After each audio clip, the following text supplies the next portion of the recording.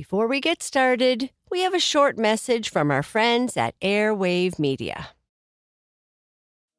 Hey there, I'm Tyler, the host of Wake Me Up, the only guided morning routine podcast. No matter how you'd like to start your day, Wake Me Up has something for everyone.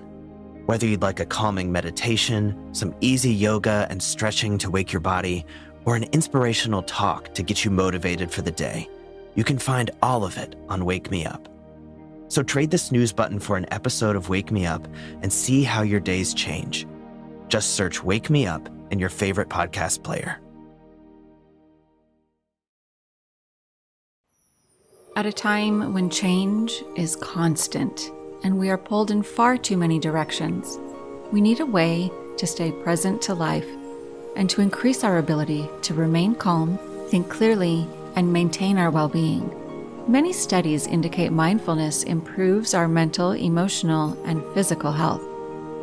On a Mindful Moment with Teresa McKee, you can learn how to practice mindfulness and enjoy its many benefits. Tune in for guided meditations and to hear tips and advice from some of the most respected experts in the fields of mental health and mindfulness.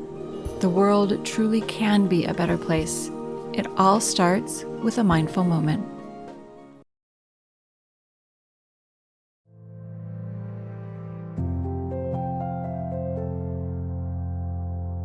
Hello, friends. Welcome back to our short story series. In this series, we are going to share the stories of animals.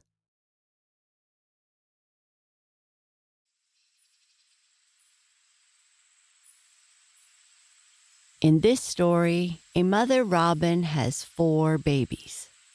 She cares for them and keeps them warm under her until they start fighting and quarreling because there is not enough room. Mother Robin talks to Father Robin, and they decide it is time to teach them to fly. But the youngest Robin is afraid. He closes his eyes every time he is afraid. Will he ever learn to fly?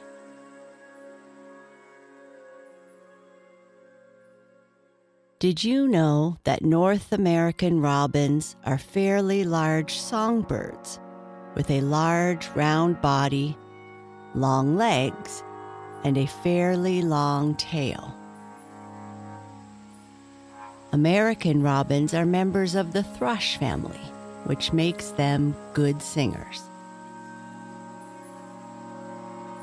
The European robin can be throughout Europe, Western Asia, and parts of North Africa. They are known for being more solitary.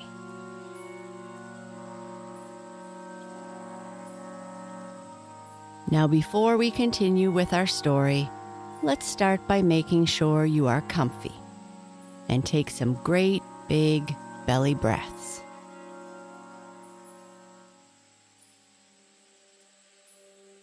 Breathing in slowly through your nose and slowly out through your mouth.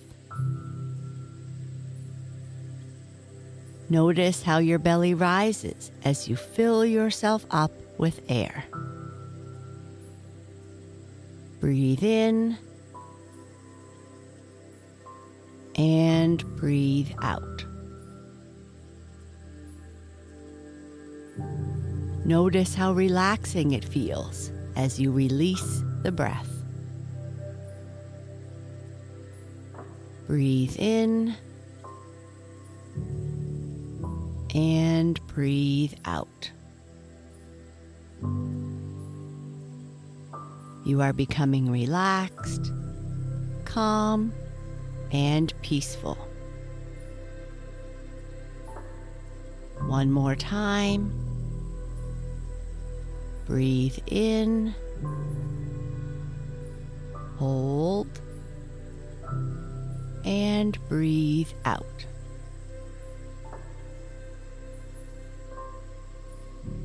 Now, let's continue with our story.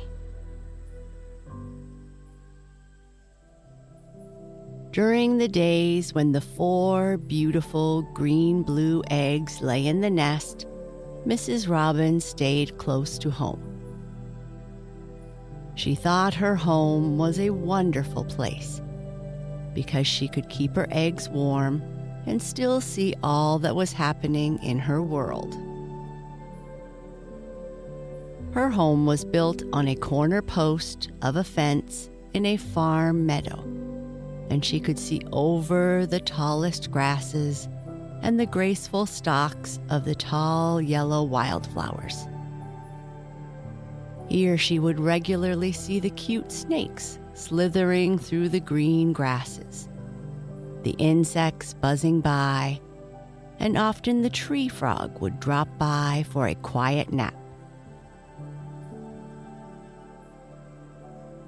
Just outside the fence, the flowering plants called milkweeds grew, and their broad, pale green leaves would slant upwards in their unique style. This is where the caterpillars fed. And here too, when the tiny, dull pink blossoms dangled from the stalks, the butterflies would come to visit all day long.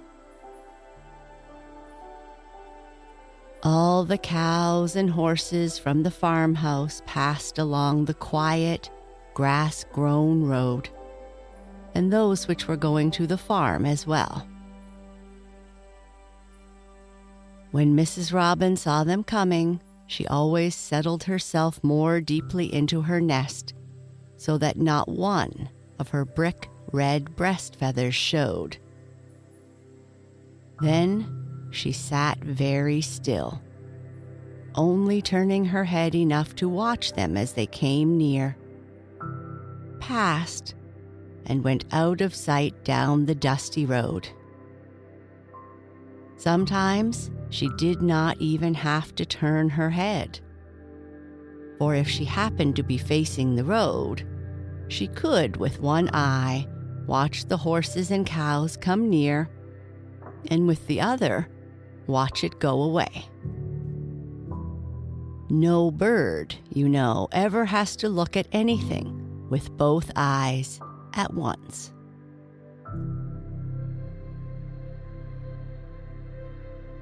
After the young robins had outgrown their shells and broken and thrown them off, they were chilly and red and could not see.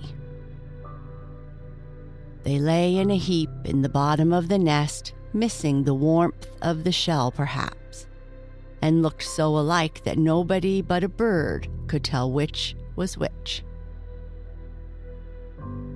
If they heard their father or their mother flying toward them, they would stretch up their necks and open their mouths. Then each would have some food poked in their mouth and would lie still until another mouthful was brought to her. When their eyes opened and they began to grow more feathers, they were not strong enough to go off on their own, nor did they want to.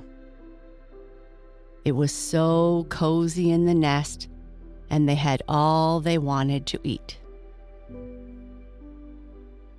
At night, their mother sat in the nest and covered them with her soft feathers and kept them so warm. When it rained, she kept them dry. She was tireless in her care for them.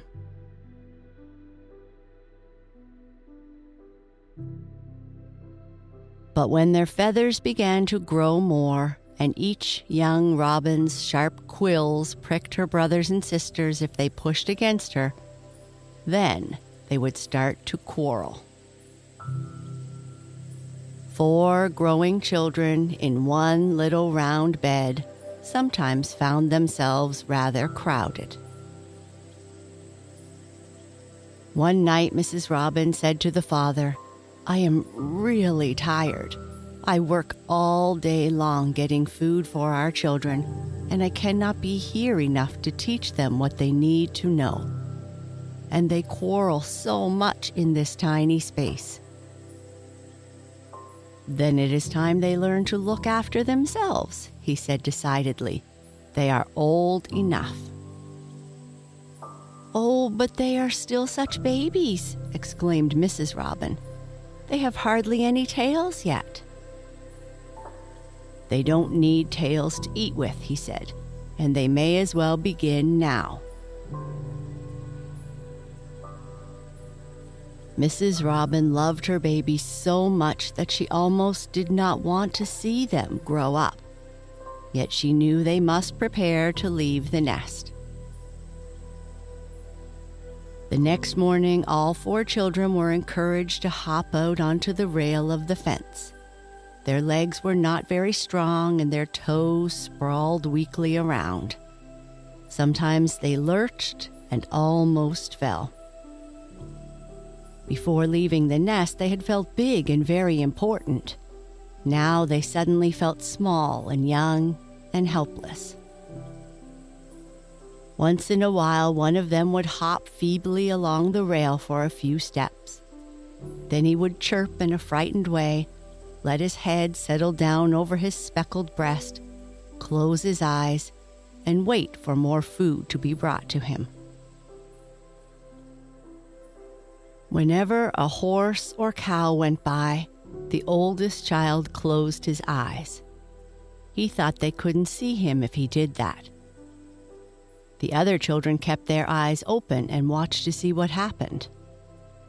Their father and mother had told them to watch, but the timid young robin always shut his eyes in spite of that.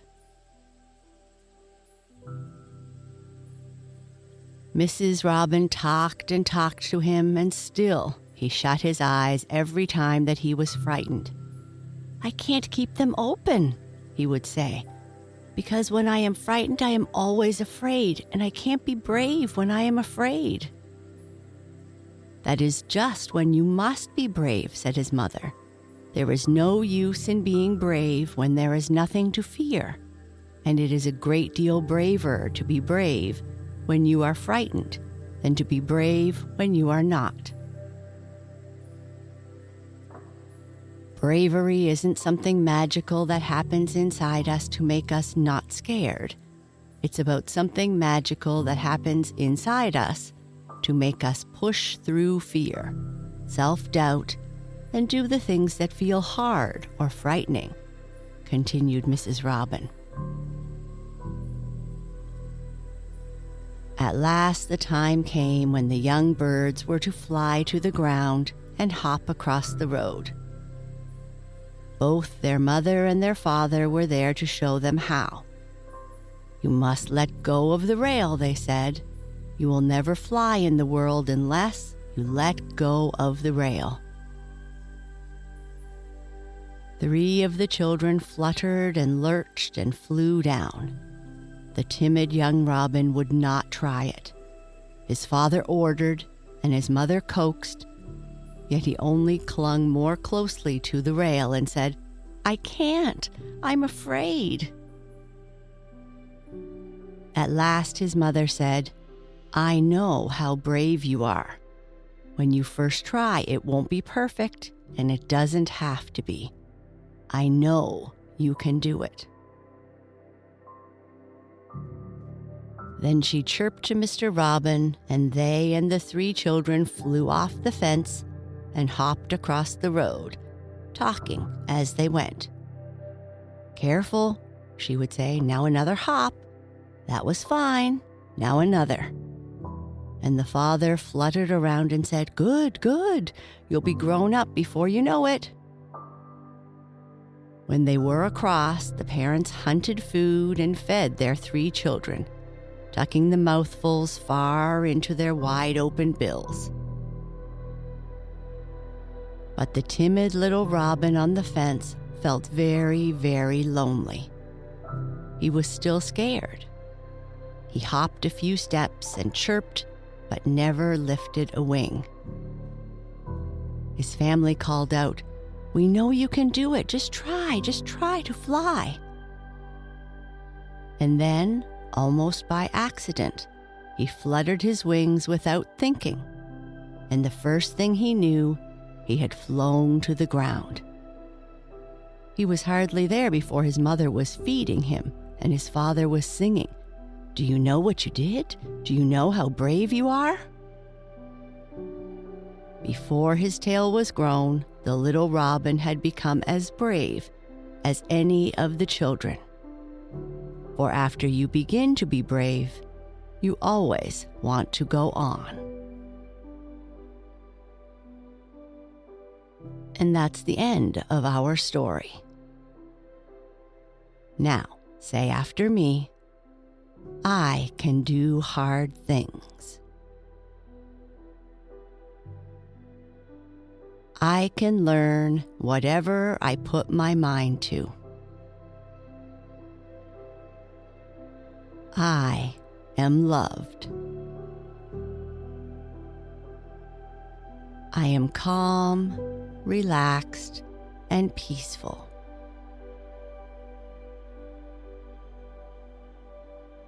Sleep tight.